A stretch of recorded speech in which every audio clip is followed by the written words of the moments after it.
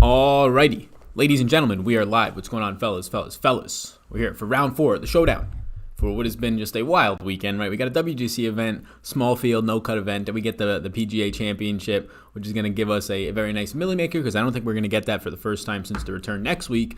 But we got 100K to first for today, which might be the biggest showdown until we get the major in a couple of weeks. So yeah, I'm excited to break this down. It is something that I want to look forward to because man, oh man, this weekend of actual lineups was brutal. A lot of my higher stake stuff is either 2 or 3 out of 6 lineups. I mean, if you have 4 to 6, you're probably in a good spot to cash. But let me look at what my exposures were, and then we'll get through this. So what I'm going to be doing here is just identifying some players because it's pretty much finishing up. I know like Finau's still out there. All those guys are still out there, but they're on like 14, right? And 15 for the most part. I think Finau's on 14, finishing up on 14. So yeah, for the most part, we're going to have a lot of this since obviously the cut happened. It's not like our Friday showdown streams where there's still so many guys still on the course at 4:30. No, it's closing up since there's half the amount of people out there. So yeah, my exposures when Tommy went down, when Paul Casey started to go down, wasn't good. I knew I should have picked Gooch. Yeah, man. I have an outright on Max Homa. It depends on what happens here with a guy in these next like 4 holes for Michael Thompson, who's leading by 4 strokes right now. But yeah, Max Homa is in the mix at least, so that's good to see. But yeah, I'm pretty sure Taylor Gooch is in that long line of like 3 or 4 guys. I think Finau's up there that are T2 right now. But yeah, man. Not great. Like my exposure, I had 49% Fleetwood and MME and 37% Paul Casey. So that's not great. I mean, I did have after that 26% Tony Finau, but all of my top exposed guys missed the cut. Tommy Fleetwood, Paul Casey, EVR, Will Gordon, Dustin Johnson, Doc Redman. I mean, the list will go on and on. Lucas Glover at 14%. Not great. There are lineups though that are somewhat popping off because I did get 11% Werniski. Ryan Moore is doing well. Have a good amount of Finau, but yeah. What's MME? Max multi-entry. So good question. It's just when you can play 150 lineups. So I have high-stake stuff that I do with single entry and 3-max. Those are different types of builds, obviously more focused on those individual lineups, whereas MME, you use an optimizer. You try and set up some rules, try and get unique lineups. The goal there is, as always, to get as many uniques as you can. This tournament hurt my wallet. I agree with you. Grinding the showdown as we have been has been long-term, if we look at long-term since the return, has been profitable. Friday was not good. Today is better in the showdown, and then we're going to try and hopefully finish it off tomorrow. I usually don't play the first day showdown, but man, the full field event has been rough. But let's look through some things. What I'm going to do here is we're not going to have the exact finishing positions. This event's probably going to last today at least another half hour or so. Where did Michael Thompson come from? Yeah, your bet is as good as mine. Are you guys milli makers that play max entries? So you don't have to play. Like I rarely play max entries in the Milli Maker. I don't want to be throwing $3,000 into the worst tournament on DraftKings. And I say worst tournament because it's the worst payout structure. You can bink pretty much 99% of the other tournaments on DraftKings if you have a very good lineup, like a top of the top lineup, and you'll finish like 11th in the Milli Maker. Maybe not 11th, but like 7th, right? And you'll win like $1,000. I'd rather focus my MME stuff and rather focus it on like the $5, $4 they have, I believe, coming up for a couple of MMEs. I don't know if that's for the NBA return. I saw $4 somewhere in there. Maybe it's the PGA Championship. PGA Championship was like a $7,000 buy, and I saw their first Milli Maker opened. But yeah, I mean, it is definitely an advantage to throw that many lineups. Like if you're playing one lineup in the Milli Maker, you see guys single entry or single lineup bink the Milli Maker a good amount, but your odds of doing that are wildly small. So just looking into what's happening today, it seems like, at least as of right now, Tringali's having the best, maybe not the best round out there, is he? Yeah, he's having the best round out there by a stroke over Homa. So yeah, Tringali's playing very well today. Where he's doing it is tee to green and putting. So he can get hot pretty much anywhere. So you are seeing just a consistent game from him. He's probably still going to be somewhat expensive tomorrow. It will come down to finishing position to an extent. So I'm going to have my rankings up on Patreon. Put an announcement out to Patreon this morning. I'll be covering PGA, NFL, and NBA in depth over there, and I have some things in the work on the back end, and hopefully even more things over the next couple months. Focus on some tools. What if you play one bullet? What tourney should I play? Thanks. Yeah, so it's all up to you. Like I can't be telling you which tournament to play. It's your goals. So like if you just want to have fun and have a chance at $1 million, play the Milli Maker. If you want to actually like build a bankroll. For golf, I don't really like cash, but single entry and 3-max. Single entry and 3-max, and the smaller the field size, the better. So if you scroll down, you can find some like 100 mans. You can probably find like a 200-person tournament with $400 to first, maybe somewhere in there for a couple $1 buy-in, things like that. Do you think Finau can finally win this tournament? We've said that 2 times already this year, right? Webb stole one from him, and then last week he falls apart. I mean, yeah, coming into this weekend, it's not like he's a veteran that has a proven track of winning. So like coming from behind like some guys like Dustin Johnson and Bryson have done over the last month or so.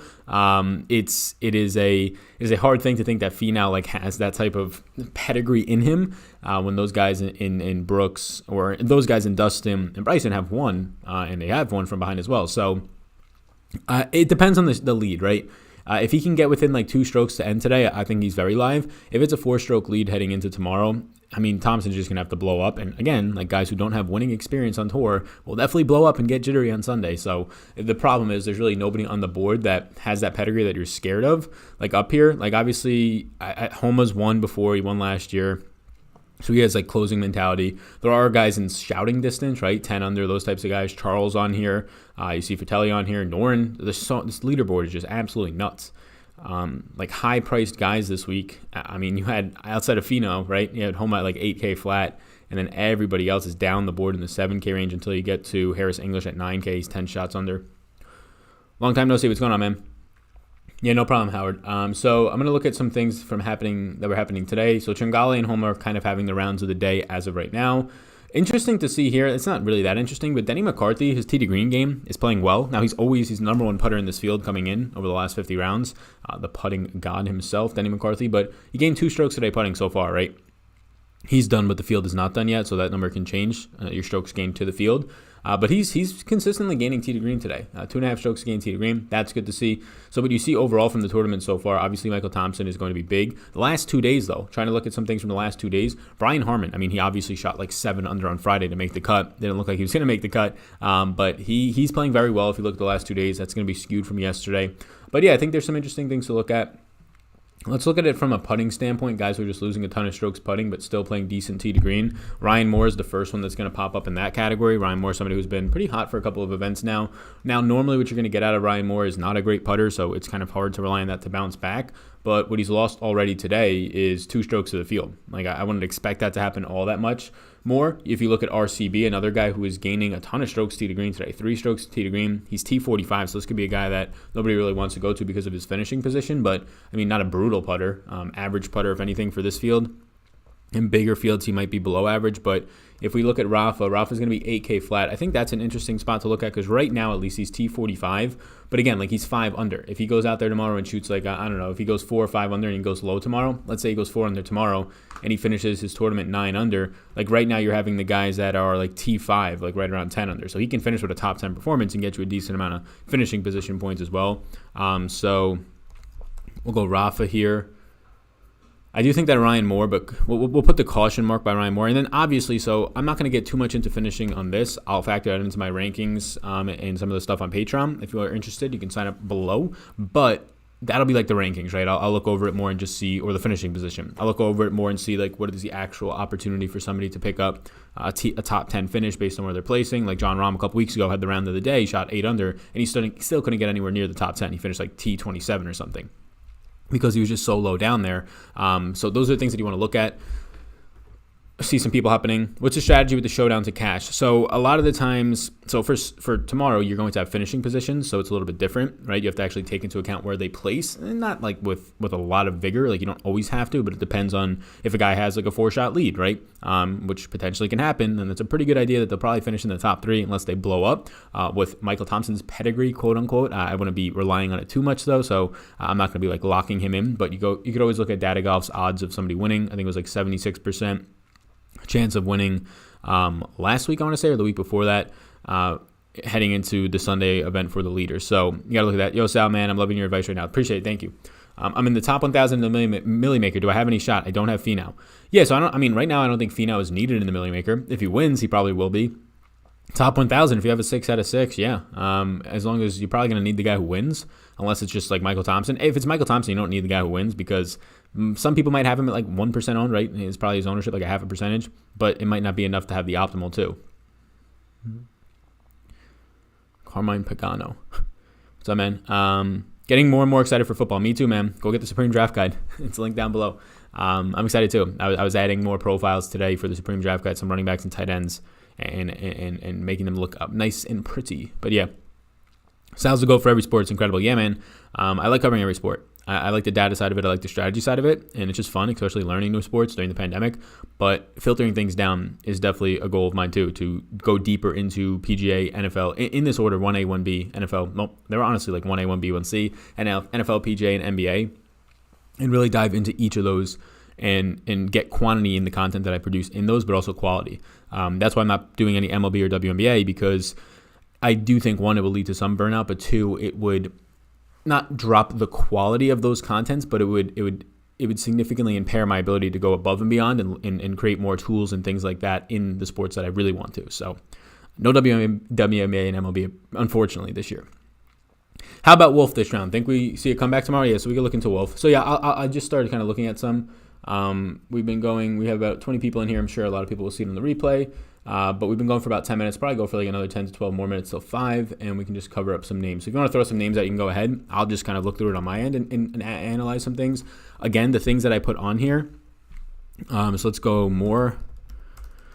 We go more here. I think Rafa looks good. He's a decent putter. He played really well tee to green the last 2 days. But I'm going to put some things on here, but this is not taking into account finishing position, which obviously you want to take into account. I'm going to do that later on. For me to do that right now in the stream, it'll take too long trying to factor in the points. And again, the round is still going on for some guys. There's probably about a dozen guys out there still finishing up their round, so we don't have that data yet. So let's look at it right now. So Wolf, if we're looking at just today, was really bad tee to green. He pretty much lost it all on approach. I want to go back and see maybe if that happened like on one hole, because he lost almost 3 strokes on approach. And you're getting Wolf right now coming in at T19. He's pretty much shot a 6 under, 3 under, and now he's gone 1 over today, but he's still on the course.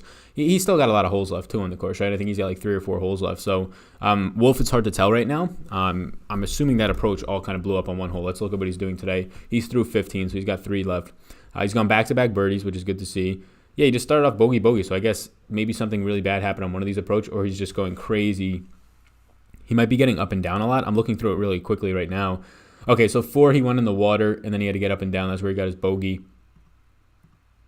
6, he had to get up and down. He actually went birdie there on the par 5. Yeah, so nothing's looking crazy for Wolf today. Like, I don't think he's playing obviously, the last 2 holes help.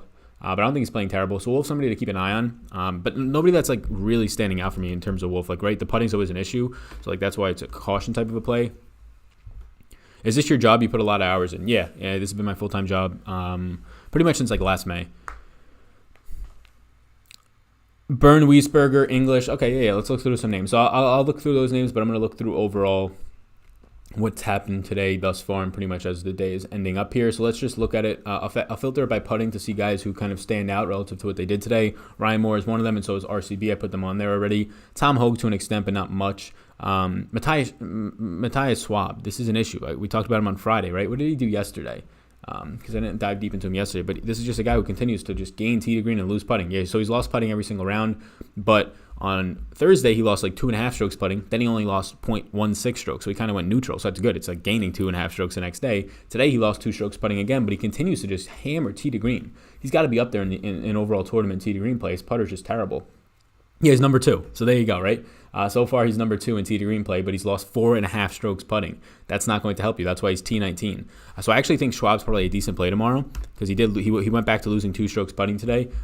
He's done so far. But yeah, I think this is interesting. I think that Schwab is a pretty interesting option. Again, he has a terrible putter, so don't go out there and 100% be playing Schwab. But again, this is a guy who has a ton of talent. He's number 2 in this field tee to green. That is his game. This guy's game is literally just to pick up strokes tee to green. He's lost 4.5 strokes putting to the field this tournament. Not a good putter, but that is very bad. Like if he can, pretty much you're saying if he loses another 2 strokes tomorrow, he's going to lose 6.5 strokes putting to the field, which means that he probably finishes in like the top 3 tee to green or has a chance to, and dead last in putting. Crazy. So just looking more at what's happened today. So that's another guy who obviously a caution play because he's no sure thing with the putter. He can continue to just suck with the putter. Austin Cook is a name I'll look at, and then I'll look at some of the names that were getting thrown around in chat. So Cook, somebody who made the cut, a decent putter as well. What you're getting at a Cook, though, is are you going to have a lot of birdie or better upside? He's T19 right now. He shot 4 under 3. So he played pretty well today, and he lost 1.7 strokes putting. So I'm going to put Cook in here as well. Obviously not a pedigree type of a player, but he's T19. So it's in that nice spot where you can get like a top 5 out of him if he goes like another 5 under round tomorrow. He went 4 under on Thursday, 3 under today, and he pretty much lost almost 2 strokes to the field putting. And arguably his best like skill might actually be his short game. Maybe it's off the tee, probably off the tee, but putting is right up there. So that's another name. Sam, Burns, and Perez. I love your thoughts. And Rogers. Okay, so let's look through all the names that are being thrown out right now quickly. So we had Burns, Burns been playing well the first 2 days. What has he done today? He went 5 under again today, gained 2 strokes putting. Probably not going to go to Burn tomorrow, but if you want to, you can. Like, I don't have an issue with it. I want to start looking at the prices of some of these guys. So Austin Cook, 7,200. That's a pretty fair price. I thought it'd be in the 6K range, though. Schwab is 7,500. That's a fair price point. What is Burn at?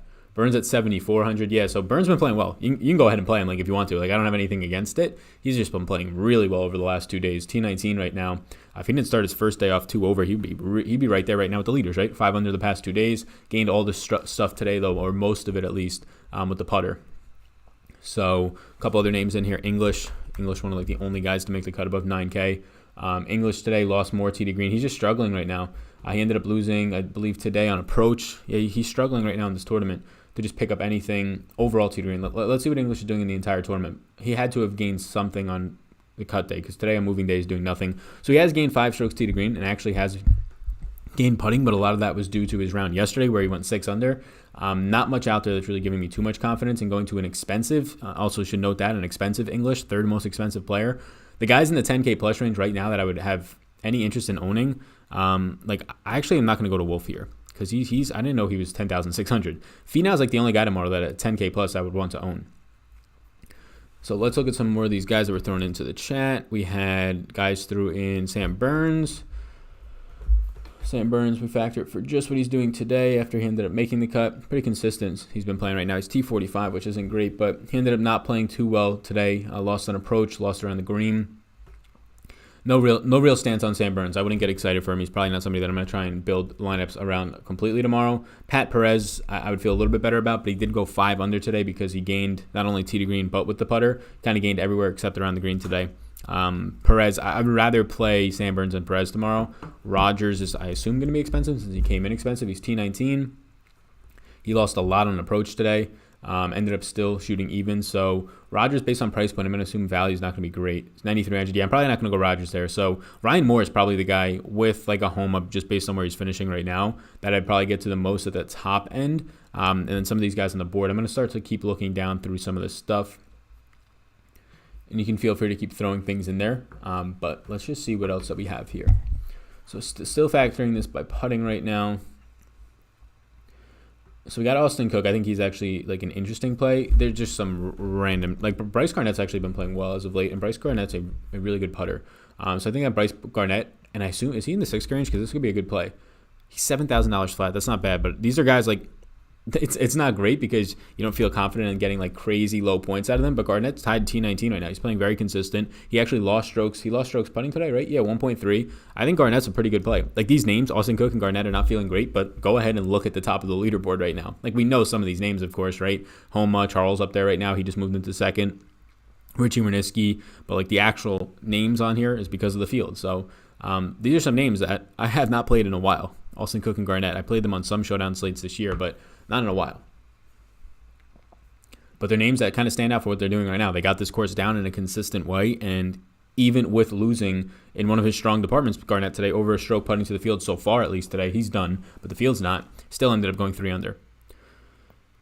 I'm not looking at price, just guys that should have done better today. Yeah, so I think price is going to matter always. But guys that should have done better, I mean, it's always going to matter the price. But it's going to matter now because value is going to matter more because of the finishing position points, right? If you're trying to get value out of guys, it's going to matter even more now. But somebody wants to see about Hanky. Yeah, Hank Lebioda, he ended up going, 6 under today. He just gained everywhere. Like I'm not gonna bank on that happening. Like the round of his tournament was today. I'd be shocked if he outdid himself. He doesn't have to outdo himself, but he's playing well. Like I'll give him that. He's playing consistent the entire week, but today he just went really, really low. Probably not going to go there. The reason that you do go there, and probably why a lot of people are going to go there, is he's 6,400, and he's right now at a T16. So I think a lot of people are going to go there, which probably gives a little bit more ownership than it should. Finishing position points do matter, but what if he doesn't play well tomorrow? What if he only goes 1 under tomorrow, right? Which he has done in this tournament so far. Then he's not going to finish T16. He's going to finish T30-something, T40, and you got no points in terms of birdie upside out of him, and you got no points in terms of finishing position, but there's probably going to be elevated ownership on him because of the cheaper price point. If you're leaving money on the table, it's fine, but I also don't want to be chasing his really hot round yesterday because I think that was probably his best round of the tournament, or will be even after tomorrow. All right, so let's keep looking at some of these guys. There's not much on here, to be honest with you. Like, I mean, we have a cut field already. I don't think DraftKings didn't put up anything for next week, right? The WGC event, which obviously doesn't tell you that, or at least to me, screams out that there's not going to be a Millie Maker for the first time, but the next week there will be because of the major. But I didn't see anything yet. Thoughts on Luke List? I mean, man, I rarely play Luke List. I can never get to the guy. He gained putting today, so that means I'm probably not playing him tomorrow. Shouldn't be that simple. Like, he did shoot 4 under today, but he did gain putting today, and he was bad everywhere else. And you don't usually bank on Luke List to gain putting, so probably not the time I'm going to go back to him tomorrow. But yeah, DraftKings still hasn't added anything for the WGC event. Yeah, that means there's not going to be a Millie Maker. They would have opened it up last Thursday just to try and start filling it, which is a shame. But hopefully it's more than 100,000. Hopefully it's like 200,000. The golf deserves it. All right. Couple more, and then I'm going to bounce in like 2 minutes. Let me actually just focus on getting down some guys who actually are due tomorrow for some sort of regression. So we got Schwab down there as an interesting option. Stuart Sink's like an okay option, I guess. He actually, I don't want to patent that or put my name behind that yet. Stuart Sink's like an okay option. I wouldn't want to be getting too much behind it, but I'll put him on here. He did lose a decent amount putting today, which is not normally his forte. Peter Uihlein, bad everywhere today. Matt Every, bad everywhere today. He lost 4 strokes on approach. Something bad had to have happened there. Did he shoot like a snowman or something crazy? Tom Lewis. Good old Tom Lewis. A lot of people were asking me about Tom Lewis. He lost a lot putting today, but that's normally what's going to happen with him. He played good tee to green, though. He only lost 1 stroke putting, I guess. Michael Goliskis. All right, there's not a lot of names down here. Adam Schenk, always the guy that I go to. Not today, though. Siwoo Kim, bad putter, can't go there. Kyle Stanley is interesting, maybe. I mean, maybe we can go to Kyle Stanley. He's going to be a caution play as well. Don't want to be playing him too much because the putter is not reliable, but all right, anything else down here that's standing out? Charles playing well right now, right? But I think Charles, and he's going to be finishing pretty highly. Charles' price point, I assume, is going to be fair for tomorrow. 7,800. So Charles is going to be a popular play. So I'll put Charles on here, but he's going to be a popular play. He's cheap, and he's right now in second place. But everything's counting out that he should play. I mean, you can't judge the man's mental state, or at least we can't account for that too much. But everything's pointing out that he should continue to play consistent. He's playing good on this course right now, and I don't expect him to be able to make it any harder tomorrow. I'm playing randos tomorrow. Like, wow, today had some names I never play. Yeah, I mean, the field is just weak in general, and all the good players, as you can see right here, got cut. Literally, like, more than half of the top-ranked guys. Do you think Thompson tomorrow in Showdown, if he's starting with a 4-stroke league to try and get those first-place points? Yeah, I mean, that's something that we haven't talked about because I'll probably factor more in finishing into my rankings just so I can think about it more. We'll see where he finishes today. I think he still has, like, 3 holes left. If he maintains a 4-stroke lead, though, he's about to be putting for birdie, though. Oh, my God. He's putting for birdie from 8 feet. So, I mean, if he has a 4 or 5-stroke lead heading into tomorrow at $8,500, yeah, I mean, definitely play Michael Thompson. If he has like a 2-stroke lead, I'd probably fade it because a lot of people are going to play him. If he has a 3-stroke lead, that's where it starts to get interesting. 4 or 5 strokes leads. Yeah, the thing that you have to keep in mind is like inexperienced golfers, not inexperienced, but guys who are not there on Sundays usually, especially if anybody with some sort of pedigree starts to chase him down, which is not really happening. Maxwell Machado, Tony Finau, right? Not really too scared about that. But if he closes out today with like a 4 or 5 stroke lead on the field, yeah, I would probably at $8,500 get close to 100%. If it's a 5-stroke lead, I would probably get 100%.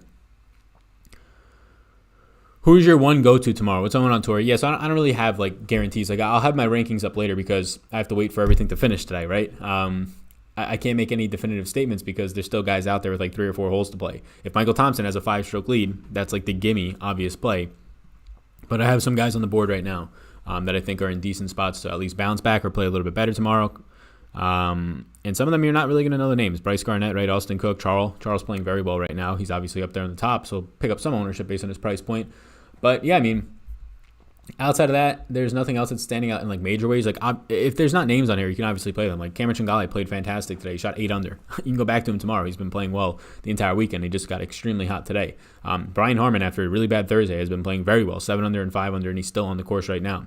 So these are guys that you can go ahead and play. Like Brian Harmon's actually a pretty decent play right here. I'll put Harmon on this.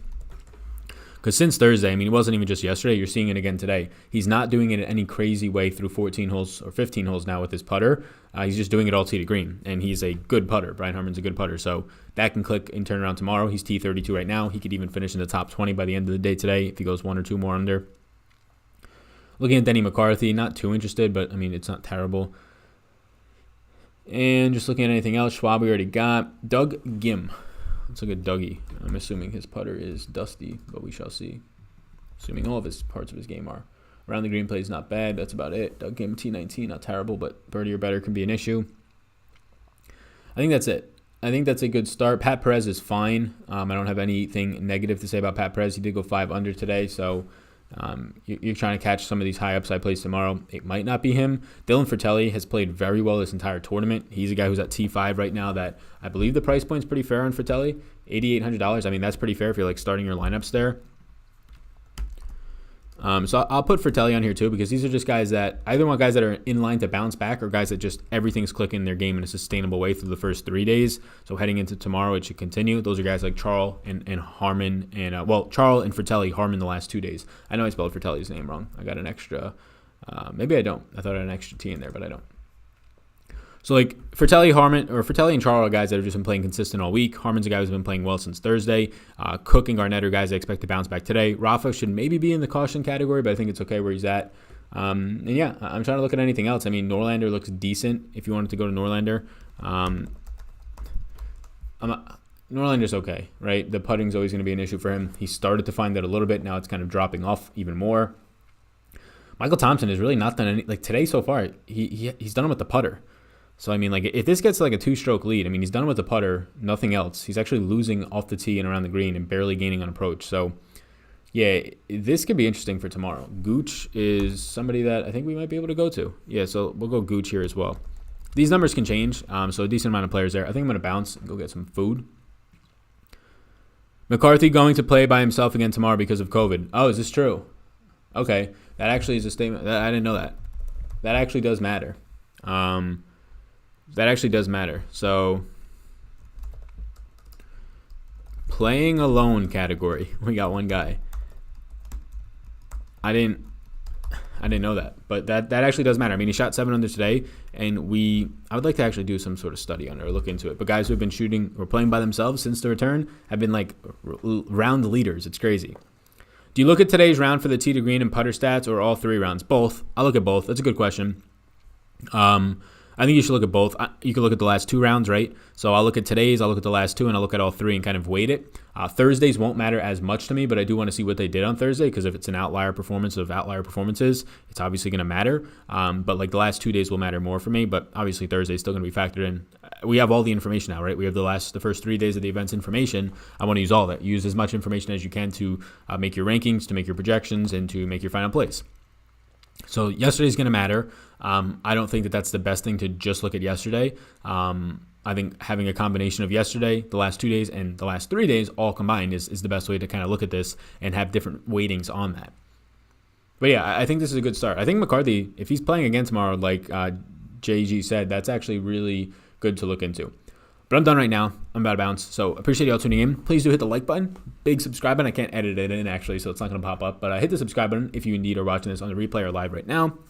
Rankings will be up later today / early tomorrow morning, probably later tonight for the final showdown. I'll factor in some of the finishing positions once everybody is done. Appreciate y'all tuning in. Be sure to follow on Twitter if you'd like, at Sal Vetri DFS. Want to get into the $50 giveaway? That's also down below. You just rate and review the podcast. It takes literally like, I don't know, if you click on the link right now below, a minute of your time, you have a chance to win $50. It helps me move up some podcast rankings. So I appreciate all of you.